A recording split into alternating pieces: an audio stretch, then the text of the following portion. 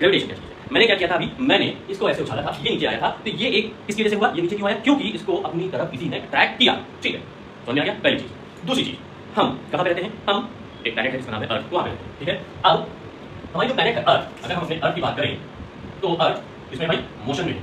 ठीक है, अर्थ मोशन में है, किसके सराउंडेड मोशन में है, सन में। अगर आप ऐसे देखें तो ये क्या है, ये सन है,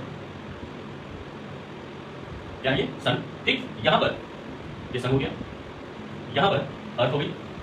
ठीक, ये क्या है, सन अपनी स्पीड से आगे बढ़ा दीजिए और अर्थ इसके चारों ओर चक्कर लगा रही है, और अर्थ सन के चारों ओर चक्कर लगा रही है। ठीक है, मतलब अब सन को हम एज सेंटर, कैसे, एज अ सेंटर, ठीक है, और इसको एज अ ऑब्जेक्ट। ठीक है ना, ये ऑब्जेक्ट एक सेंटर, मतलब अगर हम ये देखें, ये एक ऐसा पाथ है, इसको हम एक सर्कुलर पाथ मान लें, एज्यूम कर लें। ठीक है, तो अर्थ जो है सन के चारों ओर चक्कर लगा रही है। ठीक है, अब सन और अर्थ के बीच की कुछ ना कुछ डिस्टेंस होगी भाई, होगी नहीं होगी।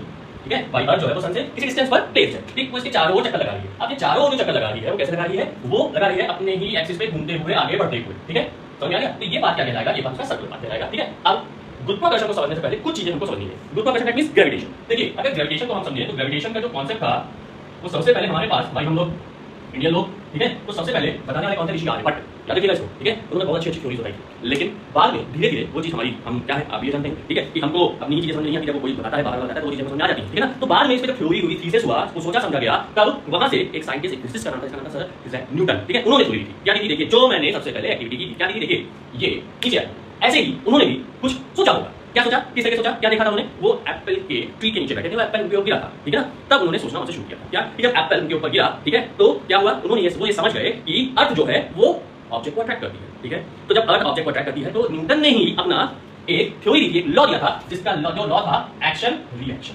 क्या था ये, एक्शन रिएक्शन। ठीक है, कि every action have equal opposite reaction. मतलब अगर एप्पल गिर रहा है, ठीक है ना, एप्पल के जो फोर्स लग रहा है अर्थ पे, तो अर्थ भी फोर्स लगाएगी एप्पल पे। इसका मतलब समझिएगा कि अगर अर्थ अट्रैक्ट कर रही है एप्पल को, तो अर्थ अट्रैक्ट कर रही है एप्पल को अपनी तरफ, तो एप्पल भी अर्थ को अट्रैक्ट करेगा अपनी तरफ, है ना, समझिएगा। अर्थ अट्रैक्ट कर रही है एप्पल को अपनी तरफ, तो एप्पल भी अट्रैक्ट करेगा किसको, अर्थ को अपनी तरफ। ठीक है, तो यहाँ